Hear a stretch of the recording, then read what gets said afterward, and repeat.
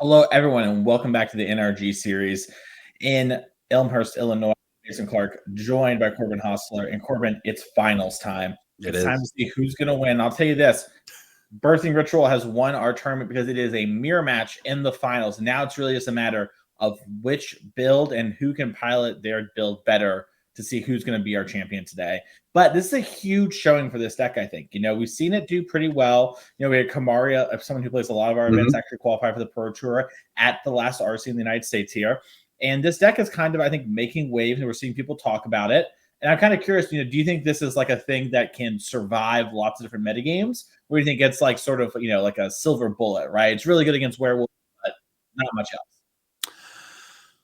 I think that this deck is probably not in its final form yet when it comes to the final 4 to 8 cards or so. And I think that means it's probably there's enough power to its engine that if free counterspells are good, the deck is likely to be playable, and free counterspells are usually pretty good in Magic. So yes, I do not think that you're seeing the deck go anywhere. I do think that we've seen it at the times it has struggled. It's against decks that can go underneath it pretty well or far over the top of it.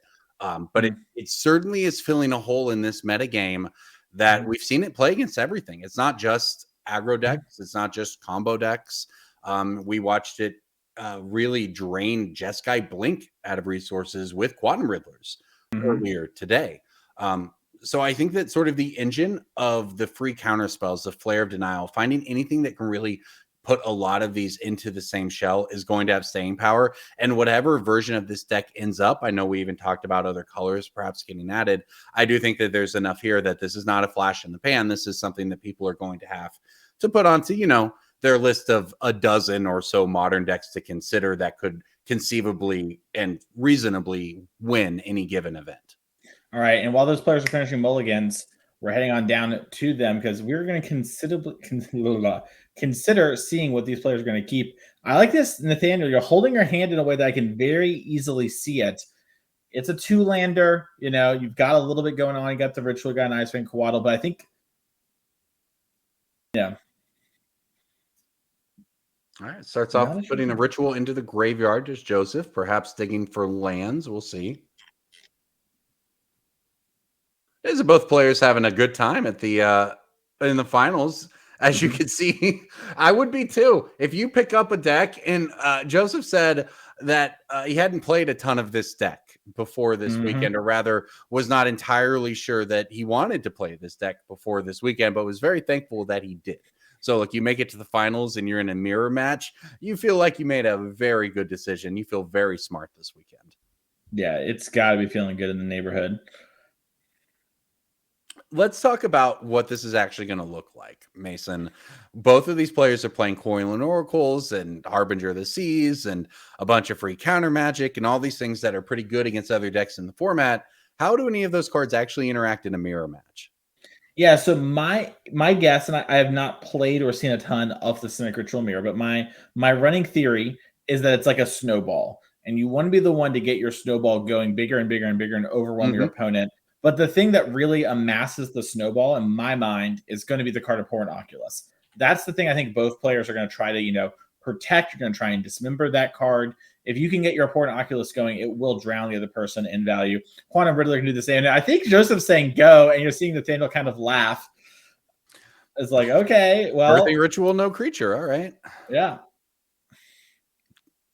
Certainly not lacking on cards, though, so I suspect that mana of Joseph's will be spent one way or another here. Maybe opting to just, if it's a flash card, I may as well play my cards on the end of your turn, as a matter of fact, like Nathaniel did with that Icewind Coatl. Nathaniel with a grip full of interaction and has a Birthing Ritual. Could try to turn this into an Oculus.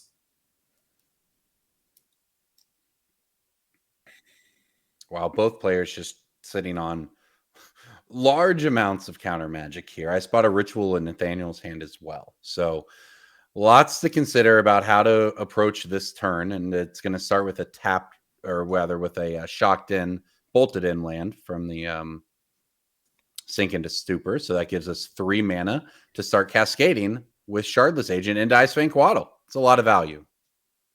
I like this. Get on board. Use your mana. Get a bunch of flare bodies. No attack here. Once to respect endurance coming down, just eating the Coatl. Yeah, that's a good point. One, since there are 2 Ice Fang Coatls, we're 1 snow permanent away from Death Touch on those.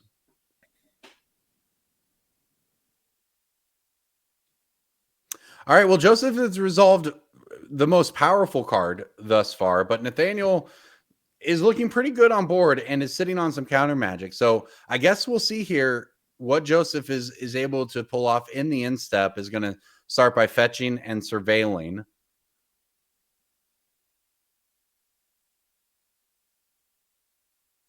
Take a little bit of a think here. Looks like we are going to keep it on top. And not spending any of that extra mana, in fact. So not sure if we're just signaling just actually no creatures here or what.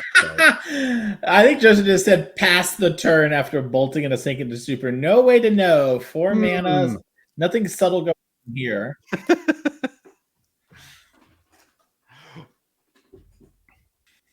Well, that gives Nathaniel something to think about. Yeah, it makes Nathaniel think, dang, this double birthing ritual turn looks real nice. Yep. The question is, does Nathaniel have the second green land to set it up? Good attack. Step 1, attack for 4. This might bait Joseph into flashing in a subtlety. Just to start eating and using mana. Yeah, Joseph, despite landing the ritual, is just obviously sort of back against the wall here. And the way this is going, he knew that wasn't going to work out. Subtlety runs into the Flare of Denial. Yep. And now Birthing Ritual hits the battlefield. This is a great play for Nathaniel. Puts an awesome position. Yeah, and look, can't quick enough. Knows important Oculus is what this is about. And I think has Force Negation in hand still to protect. Yeah, once Oculus hits the battlefield, it's pretty difficult to catch back up unless you have another, unless you have an Oculus of your own, I would say. And Nathaniel just instantly bottomed to that one with that, or put that one face down with that Manifest Dread. So might be another powerful one. Joseph, though, that last turn did not work out. You do have Ritual, so if you are able to resolve something here, you're able to, try to get to a trigger, try to get your own game going, but if you can't do that basically immediately, this Oculus is going to just end things in a hurry. Joseph is down to 12 life. You're facing down, 8 power already. Yeah, I really think Joseph needs something like Dismember plus another card for this to be a high impact turn. It looks to me like Joseph maybe kept a hand that had some interaction in a ritual, was hoping to draw this army of, of like little fillery cards, right? Like the Coatls, like a Shardless Agent, and didn't have that really come together. And Nathaniel has played really well into sort of what Joseph is representing and has navigated this well while also having a really powerful hand. So, I mean, look, Nathaniel has just been holding on to some of these really strong cards for a bit. And now that Joseph's behind the 8-ball, that metaphorical snowball we talked about is so big in Nathaniel's favor and is getting bigger and bigger with each turn. No reason to even spend mana. You're big chilling. Yeah, we wondered how the mirror would go, if this would be a long mirror, if this would be a grindy mirror. It turns out it's an Oculus mirror, and whoever has the Oculus will win the mirror. So Nathaniel, unfortunately, has missed on Birthing Ritual. Okay, well. And Sink into Super was the answer here from Joseph. It is, much of an answer that might be. That prompts a hard cast Force of Negation from Nathaniel, which does resolve. The Oculus sits in play. That means another Manifest Dread comes in. And that means that Joseph is really not getting back into this one, I would say. Yeah, every single turn becomes harder and harder. I really like this from Nathaniel. Just subtlety. You are very far ahead. Yes, slam the door. And I think it really is a good hallmark of a really strong player. Like when you have it kind of wrapped up, there's no reason to take a little risk there, right? Just get that off the board. You still have more counters backed up. So often players will let them start to crawl in when they have things clearly wrapped up. Just wrap it up, you know? Don't give them that chance. So well played there. Well executed, especially those early turns again. Mana. And let's take a look at the sideboard here for Joseph and his version of Birthing Ritual to see what exactly we have and are available to. If I remember correctly, both lists are very similar in configurations when it comes to the 75s here. Some highlighting differences. We got some Quantum Riddlers. I'm actually not 100% sure if Nathaniel has those or not. The players' deck lists are getting a little muddled in my mind. But, Endurance, great way to fight over Abhorrent Oculus being hard cast. And you have these Force of Vigors to fight over the birthing rituals to prevent the other person from gutting out of control, and your mystical disputes fight the counter wars. And I assume we'll see those cards from both sides. There are a lot of just cards that can come in, basically, just sort of sheer number here for both players. And we'll see if there's any differences in how they ultimately go about that sideboarding. But yeah, there's a lot of different angles, I think, about how they want to decide, because you can reasonably make a case for a lot of the pieces of that sideboard having a place. So there you see Joseph. So let's take a look over, on the other side. Nathaniel Perigo's sideboard looks pretty much the same. Yeah, it does. The big thing to note here is the main deck. Yes. There's Brazen Borrower over here and not Quantum Riddler. That's actually huge if you think about the dynamic of we think it's an Oculus matchup in two different ways. One, it means Nathaniel's going to be a little bit better at when falling behind, able to kind of answer a resolved Oculus. But also, it means Joseph has more that can actually kind of take over the game. As I imagine, a Riddler, while it doesn't close the door as quickly as an Oculus does, it does let you fight fights very aggressively as you restock on cards much quicker than the opponent. Yeah, I think Riddler is probably I love it in the deck because of how it can refill you after you've played all of your free Magic that are 2-for-1s, right? It just sort of naturally fits in to the flow of Modern in that way. And whether or not, this deck ends up being the one to most effectively utilize it or not, it's not a surprise to see it finding success this weekend. I have to agree. And I'll tell you what else is finding success this weekend. Everyone watching this stream, because you're having a wonderful time and we love to have you. Click that follow button. That way you don't miss any of the action. And next week, if you're wanting to play some Magic, well, the NRG series has got your back. We've teamed up with MTGO to bring you a Showdown sealed event there. It's $2,500 in prizes. It's Edge of Eternity sealed. It's November 9th. You can scan the QR code on your screen to sign up for it right now. When you sign up, you'll give an email. And what's going to happen is next week, we're going to send out emails, which will give you a code to put on your MTGO account. That will get you into the event. That will also come with a free draft and a player upgrade kit, I believe is the terminology from MTGO. Basically, it'll make your Magic Online account work. Yippee. That's a lot of value in your sealed event. And we are bringing you even more Magic the Gathering online events. Of note, this event is for the United States and Canada when it comes to the Edge of Eternity sealed. But next year, we are bringing you a lot of Magic, 8 big events, 4 in person, 4 online, and then our end of the year Players Championship. For the Magic Online Showdown events, we're going to have 4 of them. It's going to be awesome. We're going to bring you coverage of all these as well, so make sure to follow along. And then in person, 4 big weekends. Each of those weekends is going to have a Showdown team event. That means whichever team wins that tournament, all 3 of them go to our end of the year 24-player invite only $35,000 Pro Tour invite event. It's going to be awesome. And we're also going to be running like these individual 2.5Ks for each of these big weekends. And this is for formats that y'all really enjoy that we can't normally support or it's hard to support. There's something like Pop or Legacy, those sort of things. We're going to try and work them in as well. And we're going to try and pick formats that make the most sense and are in a good, healthy place. That is our goal for 2026. We're going to bring you the most exciting, best matches of Magic that we can. Maybe even some pioneer action over there in the 2.5Ks, a format near and dear to my heart, something you'll see me play a lot on Arena if you queue into me. And speaking of queuing in, these players are shuffling and dealt up their hands. So let's see what they have. Yeah, we'll have the dates announced, of course, for all of the 2026, or rather, at least the first half of 2026, before too long. So, of course, follow NRG across the interwebs, socials, Twitch. You see that button down there. You can follow the stream. And we'll have those updates, dates announced before too long. I know everyone's getting excited about Magic in 2026.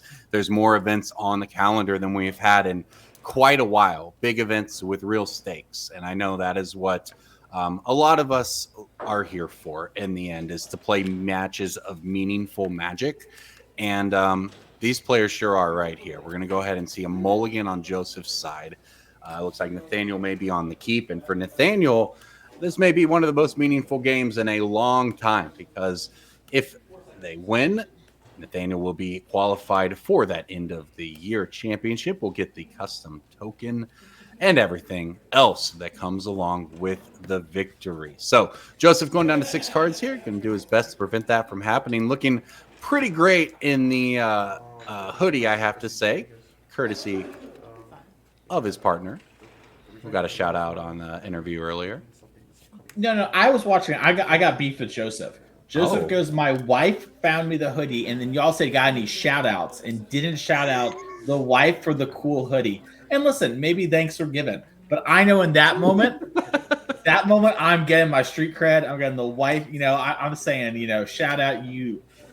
And I'm just saying, got to keep that in the back of our mind as the sleeves are rolled up here for Joseph. It's just a smart play. It's just a smart play, man. It's a high EV play. Yeah. Everyone loves you in Twitch chat. It's an awe moment, right?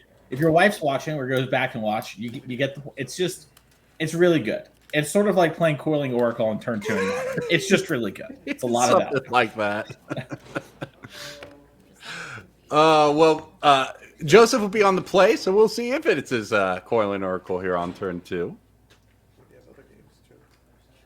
The first time I saw this deck and I saw Coiling Oracle, I have to say I was just immediately enamored because that card, making it in Modern and making it in such a way is really fun to see in the year 2025. And on cue, there it is.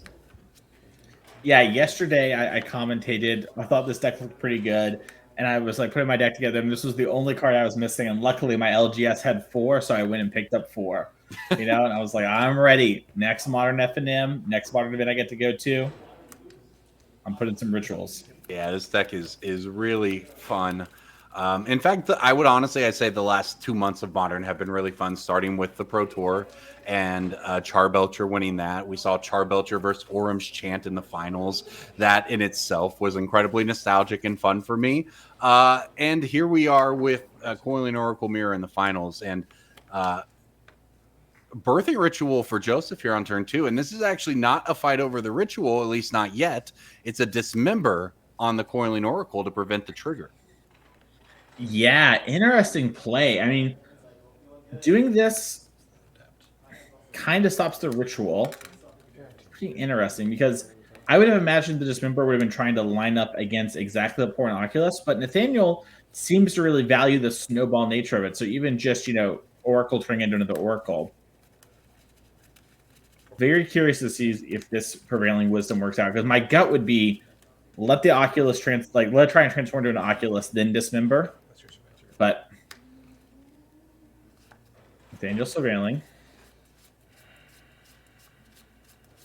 does have 2 Birthing Rituals in hand with a lot of value, a Sink into Super, Shardless Agent, and a Coiling Oracle. We're going to check how we sideboarded real quick just to make sure. It's been a long weekend. I bet Nathaniel played in the team event yesterday. Didn't board it out. Quaddle down. Yeah, we're nearing 9 p.m. on the East Coast. Want to thank everyone for sticking with us today and, of course, hanging out with us all weekend. It is really fun to spend a weekend hanging out, watching Magic on Twitch, I have to say. So I rushed back into town myself to be here for this, and I'm glad I did because this has been an excellent event to watch and an excellent finals all around. One of those, real weekends where you see the innovations and things that Modern is known for, and it's always a blast to watch regardless of whether or not you have a rooting interest. My favorite deck, not great right now, but it is fun to see Simic Ritual put up some numbers. So Nathaniel's pretty deep in the tank here thinking about this. We're going to end up just passing the turn back, both players with rituals but no creatures.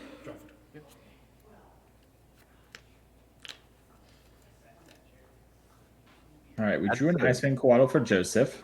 Yeah, that's a pickup.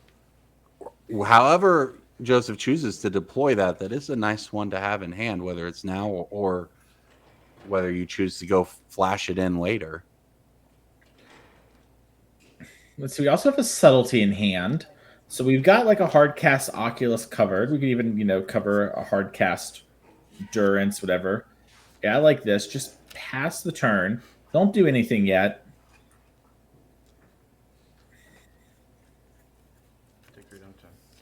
Nathaniel's going to play Sink into Super, bolted in on the backside.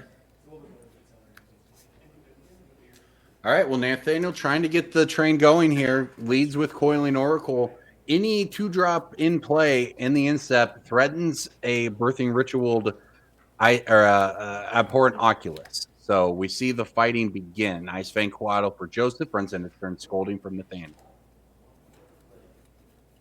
I like this. Oracle's still on the stack, I believe. Yeah, I like this timing from Joseph. If you're going to play the Coatl, do it now. Maybe you hit your own Scolding, right? Or your own, dispute, whatever you want to do. Well, looks like Nathaniel wins the first fight here. Now Coiling Oracle still on the stack. Runs into Subtlety. And Mystical Dispute, the Subtlety is brutal. And then we hit a Subtlety off the Oracle. What a sequence there for Nathaniel.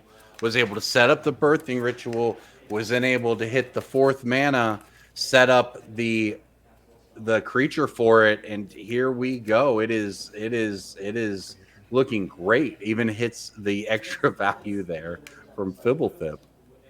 You got to get the Fibblethip value.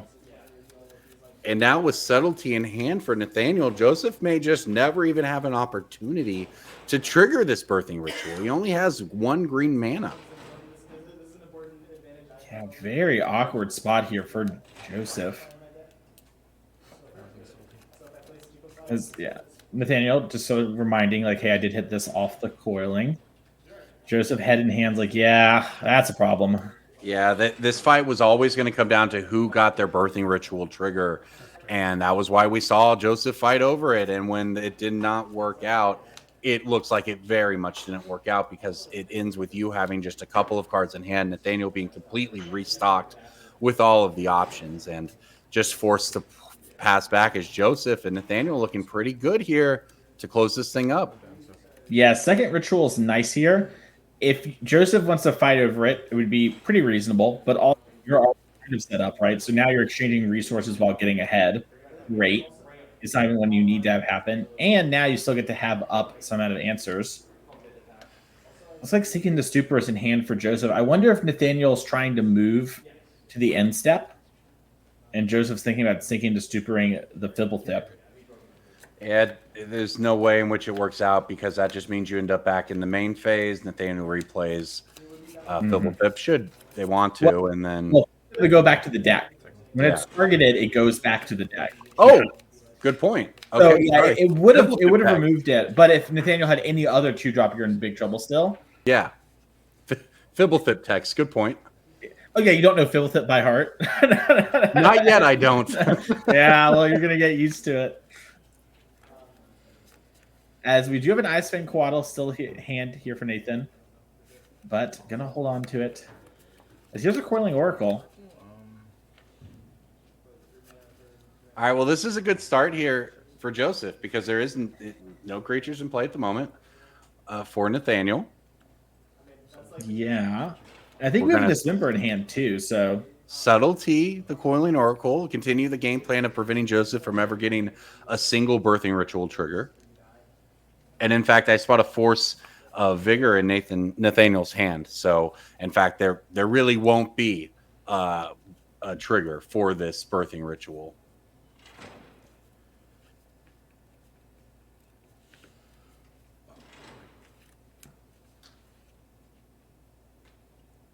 All right. Well, Joseph allows that to happen. It goes to the bottom. Is now thinking if there's anything left to do here. Still at both, by the way, at 19 life, right? The life totals are not necessarily what this match is about. You can see both players just doing everything they can do to fight over the board. And there we go with an endurance on Nathaniel's graveyard. That's a hard play to make. Yeah, you see Joseph shaking his head. Yeah. I think you're right, Joseph. I think you made the right play, and that's all you can ask for in the end. The problem is Nathaniel could have even fought over it, but just doesn't need to worry about it because of this double ritual and everything going on. And it's a spot where, Nathaniel could be like, hey, I'll flare this, flash in the Coatl and do it. Right. But I don't have to now that you have no cards in hand. So, Oracle, boom. Get a Stern Scolding in hand. Second ritual. Joseph thinking, was this what it was like for all my earlier opponents today?